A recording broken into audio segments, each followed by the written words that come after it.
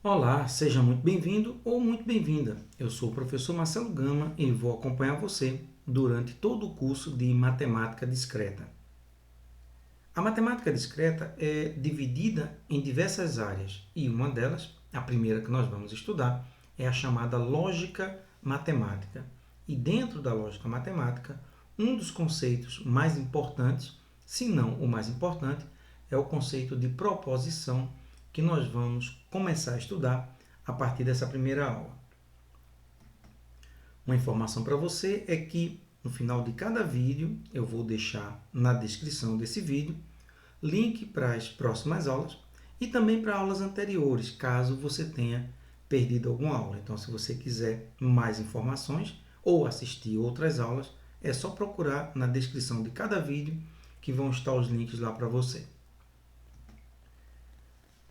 Bom, então vamos falar de proposição. A primeira coisa que você precisa fazer é separar proposição de preposição. É um erro comum entre muitos alunos confundir proposição com preposição.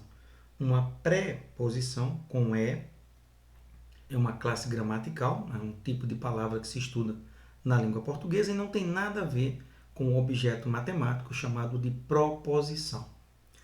Então, o que vem a ser uma proposição? Antes de definir para você matematicamente o que é uma proposição, deixa eu te mostrar algumas das razões que tornam necessários esse nosso estudo. Por que nós precisamos de proposição? A primeira razão é que proposições são criadas para tornar as afirmações matemáticas precisas. Ela evita ambiguidades. Essa é uma das ideias de se usar proposição. E precisa em que sentido? Note que nessa frase que eu coloco aí, nessa pergunta que eu faço, é verdade que x é maior que zero? A reação natural de qualquer pessoa deveria ser quem é x, porque sem saber quem é x, eu não posso dizer se ele é maior que zero ou não. Então, essa é uma das razões para que nós estudemos proposições. Tornar afirmações precisas. Ela evita, as proposições evitam ambiguidades como essa que nós vimos aqui. Uma outra razão para se estudar proposição é que ela permite construir argumentos. A argumentação é uma área da lógica. Nós vamos estudar em mais detalhes nas próximas aulas, mas para essa primeira aula eu vou te dar uma ideia do que seja. Um argumento é simplesmente uma sequência de informações e a partir dessas informações você tira alguma conclusão. Aí nesse exemplo eu tenho duas informações. A primeira diz, eu sou aluno de computação. E a segunda informação diz que todo aluno de computação estuda lógica. Então, se eu sou aluno de computação e todo aluno de computação estuda lógica, a conclusão óbvia é que eu estudo lógica. Então, esse tipo de raciocínio faz parte do que a gente chama de argumentação e para construir argumentos você precisa de várias proposições. Bom, então vamos ver formalmente o que vem a ser uma proposição. Uma proposição é uma sentença declarativa. Sentença declarativa é um conceito que se estuda em língua portuguesa, significa uma frase que declara ou que afirma algo sobre alguém ou sobre alguma coisa. E não basta somente fazer uma afirmação sobre alguém ou sobre alguma coisa.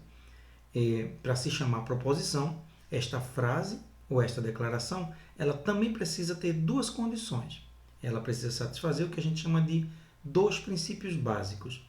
O primeiro é chamado princípio do terceiro excluído. Ele diz que uma proposição ela tem que ser verdadeira ou falsa. E não tem outra opção, ou seja, diante de uma proposição você não pode dizer mais ou menos, talvez, não sei, ou você diz sim para ela, se ela é verdadeira, ou você diz não quando ela é falsa. O outro princípio é chamado princípio da não contradição.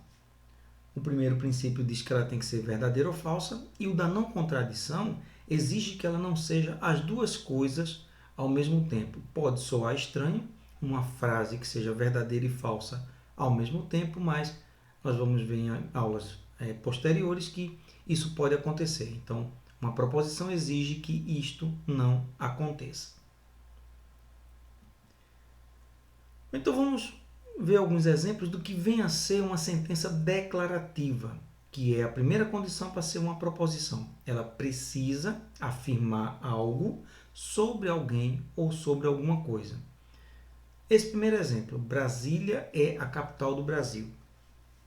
Aqui você está afirmando alguma coisa sobre alguém. Eu estou afirmando alguma coisa sobre a capital do Brasil e eu estou dizendo que ela é Brasília. Então, quando você faz uma afirmação, você tem, obviamente, uma sentença declarativa. No segundo exemplo, eu não faço afirmação sobre ninguém, sobre coisa alguma. Eu simplesmente digo, você consegue. Isso é mais um desejo, uma vontade, e não uma afirmação. Então, esse tipo de frase não é considerado na lógica como proposição. Ela é uma frase exclamativa. A terceira frase é que horas são? Ela é uma pergunta. Então, ela não afirma, ela questiona. Em língua portuguesa, nós chamamos de frase interrogativa e elas não são proposições. O quarto exemplo é esteja na aula às 8 horas.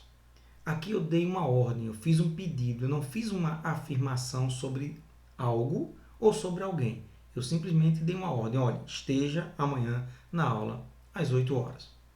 Então isso é o que a gente chama de frase imperativa. Elas são feitas para você dar comandos ou ordens. Elas também não são consideradas proposições. O quinto exemplo diz que 2 mais 3 é igual a 5. Então, você aqui observa a estrutura. Eu afirmei algo sobre alguém. Eu afirmei algo sobre 2 mais 3. Eu afirmei que isso era igual a 5. Então, como você fez uma afirmação sobre algo, você tem uma sentença declarativa. No último exemplo, eu afirmo que 1 mais 1 é 4. De novo, eu tenho uma sentença declarativa, porque eu afirmei alguma coisa sobre quem? Sobre 1 mais 1. O que foi que eu disse de 1 mais 1? Eu disse que era igual a 4. Eu fiz uma afirmação. Embora falsa, é uma afirmação, é uma sentença declarativa. Então, em geral, essa é a ideia de sentença declarativa. Nas próximas aulas, nós vamos estudar os 2 princípios importantes para você entender como se cria proposições. Até a próxima aula.